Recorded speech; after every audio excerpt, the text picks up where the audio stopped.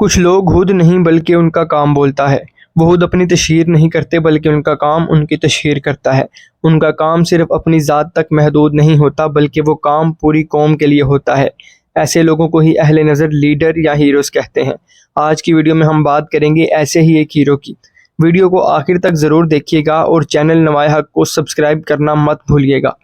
تو دوستو، آج کی ہماری ویڈیو ہے ڈاکٹر سمر مبارک مند کے بارے میں۔ ڈاکٹر صاحب ہمارے ملک کے مایہ ناز سائنسدان اور نیوکلیئر فزسٹ ہیں۔ سمر 17 ستمبر 1942 کو برطانوی ہندوستان کے شہر راولپنڈی میں پیدا ہوئے، جو کہ اب پاکستان کا حصہ ہے۔ ان کا تعلق ہوشیار پور کے ایک مسلم گھرانے سے تھا۔ سمر نے اپنی تعلیم لاہور سے ہی حاصل کی۔ سینٹ اینتھنی ہائی اسکول سے 1956 میں میٹرک کا امتحان پاس کیا۔ انٹرمیڈیٹ کا امتحان پاس کرنے کے بعد سمر نے گورنمنٹ کالج یونیورسٹی میں داخلہ لیا۔ انہیں فزکس میں بے حد دلچسپی تھی، لہٰذا انہوں نے گورنمنٹ کالج سے میتھمیٹکس کے ساتھ فزکس میں BSc کی ڈگری حاصل کی، جس کا مین فوکس ایکسپیریمنٹل فزکس پر تھا۔ پڑھائی کے ساتھ ساتھ سمر کھیلوں میں بھی خاصی دلچسپی رکھتے تھے۔ وہ بہت اچھے سوئمر تھے۔ نیشنل گیمز آف پاکستان میں گورنمنٹ کالج کی نمائندگی بھی کر چکے ہیں۔ 1962 میں سمر کو فزکس میں ماسٹرز کی ڈگری ملی جب انہوں نے اپنا تھیسس پبلش کروایا۔ ان کا تھیسس گیما ریز اسپیکٹرومیٹر کی کنسٹرکشن پر تھا۔ ان کے اس تھیسس کو نیوکلیئر فزسٹ ڈینی ولکنسن نے سراہا اور انہیں مزید تعلیم کے لیے آکسفورڈ یونیورسٹی میں آنے کی دعوت دی۔ کچھ عرصے بعد سمر اسکالرشپ پر پڑھنے کے لیے آکسفورڈ یونیورسٹی چلے گئے۔ وہاں ولکنسن کی نگرانی میں وولٹ پارٹیکل ایکسلریٹر پر کام کرتے رہے۔ اس کے علاوہ لینئر ایکسلریٹر پر بھی کام کرتے رہے اور پاکستان واپس آنے کے بعد ایک بنایا بھی۔ پڑھائی کے ساتھ ساتھ سمر آکسفورڈ کی کرکٹ ٹیم میں فاسٹ بالنگ بھی کرتے رہے۔ 1966 میں انہیں ایکسپیریمنٹل فزکس میں PhD کی ڈگری سے نوازا گیا۔ پاکستان آنے کے بعد سمر پاکستان اٹامک انرجی کمیشن سے منسلک ہو گئے۔ ہائی انرجی ایکسلریٹر کو استعمال کرنے کا جو ان کا تجربہ تھا، اس کی مدد سے انہوں نے نیوٹران جنریٹر کو نیوکلیئر سٹرکچر اور نیوٹران سکیٹرنگ کی اسٹڈی کے قابل بنایا۔ اس کے بعد وہ مختلف چیزوں پر ریسرچ کرتے رہے۔ اسی دوران انہوں نے نیوٹران اسپیکٹروسکوپی کے لیے کچھ ایکسپیریمنٹل ٹیکنیکس دریافت کی۔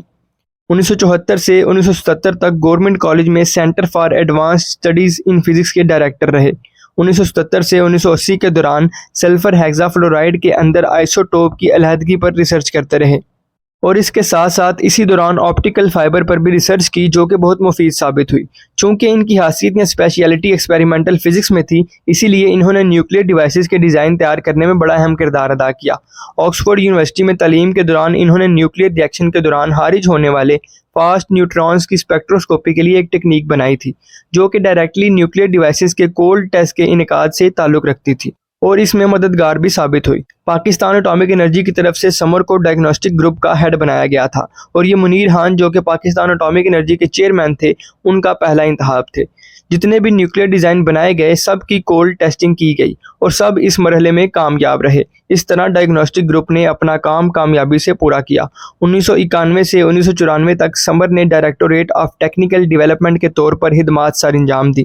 اس دوران انہوں نے بہت سی ڈیوائسز میں بہتری لانے کا کام کیا، جن میں فائٹر ایئر کرافٹس اور دیگر بہت سے ڈیلیوری سسٹم شامل ہیں۔ 1994 میں انہیں ڈائریکٹر جنرل آف DTD کے طور پر منتخب کر لیا گیا۔ 1995 میں انہیں پاکستان اٹامک انرجی کمیشن میں ممبر ٹیکنیکل کی ذمہ داریاں سونپی گئیں۔ اسی کے ساتھ ساتھ نیوکلیئر میڈیسن، ایگریکلچر، پنسٹیک اور نیو لیبز کی فنکشننگ کی ذمہ داریاں بھی سونپ دی گئیں۔ کافی علاقوں میں جانے کے بعد پاکستان اٹامک انرجی کے جیولوجسٹ نے چاقی کا انتخاب کیا۔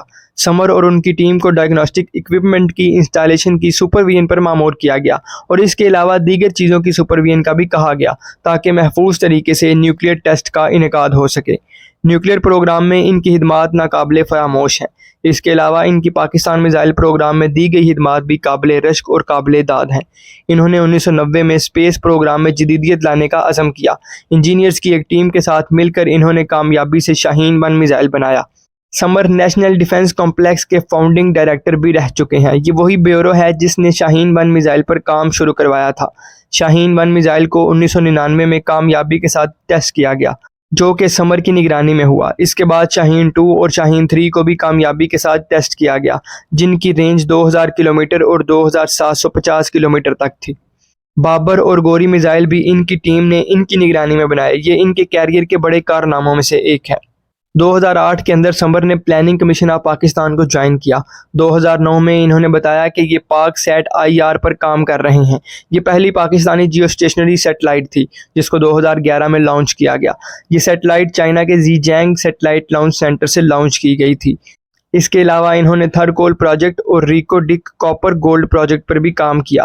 اگر بات کی جائے ان کے ایوارڈز کی تو انہیں نشان امتیاز، ہلال امتیاز اور ستارہ امتیاز سے نوازا گیا، اور اس کے علاوہ انہیں international scientist of the year award سے بھی نوازا گیا۔ انہوں نے بہت سی ریسرچ پبلیکیشنز بھی کیں، بہت سے قومی اور بین الاقوامی جرنلز میں ریسرچ آرٹیکل بھی لکھتے رہے۔